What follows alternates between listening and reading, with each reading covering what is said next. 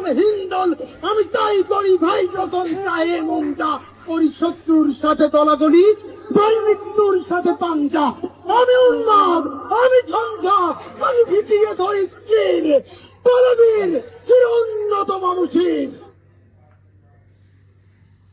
একটা মানুষ না আছে তার হাতে কোনো লাঠি, না আছে কোনো অস্ত্র, না আছে কোনো হামলা করার মতো কিছু, এতে রাস্তার উপরে দাঁড়ায় রয়েছে, এই পরিমাণে ফিরতে আছে সবগুলো পুলিশ উত্তরে মিলি।